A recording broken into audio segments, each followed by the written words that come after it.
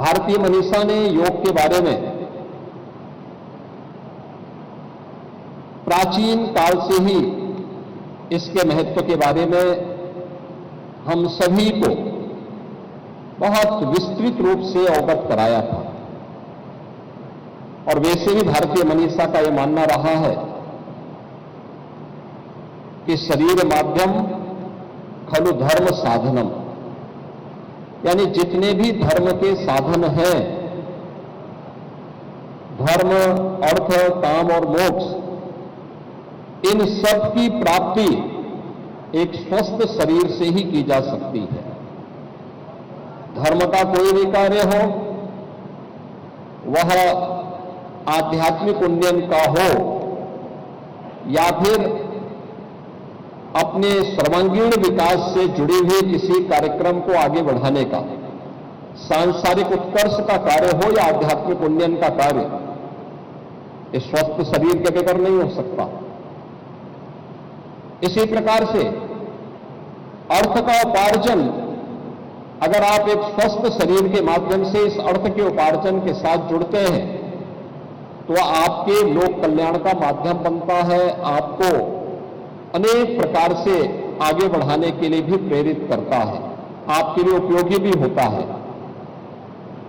इसी प्रकार से कामनाओं की पूर्ति भी आपकी तभी होती है जब आप स्वस्थ शरीर में हैं, एक स्वस्थ शरीर आपके पास है। और मुक्ति के मार्ग के लिए, यानी व्यक्ति को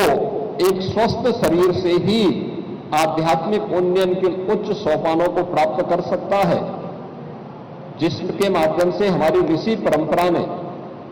हम सबके सामने एक विस्तृत भंडार प्रस्तुत किया है। इस शरीर माध्यम खलु धर्म साधनम का जो भाव है, इसकी पूर्ति अगर हमें कहीं से प्राप्त होती है तो वह योग के माध्यम से हमें प्राप्त होती है। योग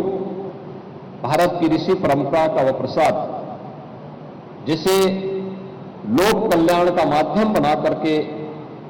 आत्म कल्याण के माध्यम से, लोक कल्याण का माध्यम बना करके विश्व कल्याण का मार्ग, जिसके माध्यम से भारत ने प्रशस्त किया था। और यह एक लंबी परंपरा, इसके अलग अलग आयाम हम सबको देखने को मिलते हैं। और जब भी भारत की दुनिया में तुलना होती है तो वह केवल आर्थिक उन्नयन के लिए नहीं, आर्थिक उन्नयन उसका एक पक्ष है, लेकिन साथ साथ चेतना के उच्च आयाम के माध्यम से भारतीय मनीषा ने दुनिया को जिन स्थितियों से अवगत कराने का कार्य किया था, उन स्थितियों, उन चेतना के आयामों के माध्यम से व्यक्तित्व के विकास के साथ साथ ब्रह्मांड के उन रहस्यों के उद्घाटन करने में, जो आज भी विश्व मानवता के लिए दुर्लभ जैसा है, लेकिन भारत के धर्म ग्रंथों में वह सब कुछ पहले से समाहित करके एक विरासत के रूप में हम सबको हमारी ऋषि परंपरा ने उन्हें वेदों के माध्यम से, उपनिषदों के माध्यम से, पुराणों के माध्यम से, तमाम स्मृतियों के माध्यम से, शास्त्रों के माध्यम से हम सबके सामने प्रस्तुत किया है। योग की उसी परंपरा को आगे बढ़ाने का आधुनिक युग में श्रेय जाता है देश के यशस्वी प्रधानमंत्री श्री नरेंद्र मोदी जी को। याद करिए, योग की सुविधा को दुनिया के अंदर अलग अलग व्यक्ति अपने नाम से पेटेंट कराता था। कोई योगासन को पेटेंट कराता था, कोई योग के किसी अन्य कार्यक्रम को पेटेंट करवाने का काम करता था। परिणाम क्या होता था कि व्यक्ति इन सब से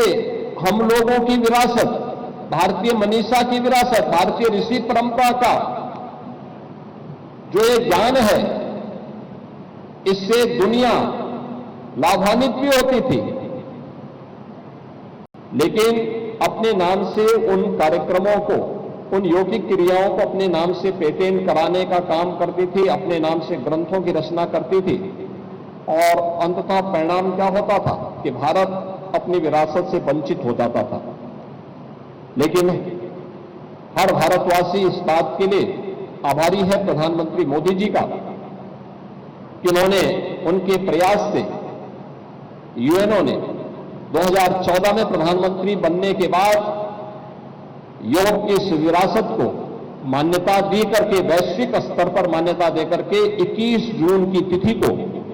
अंतर्राष्ट्रीय योग दिवस के रूप में मनाने का निर्णय लिया, और 21 जून 2015 से लेकर के लगातार केवल भारत ही नहीं, दुनिया के लगभग 190 देश भारत की इस योग की विरासत के साथ जुड़ करके अपने आप को गौरवान्वित महसूस करता है।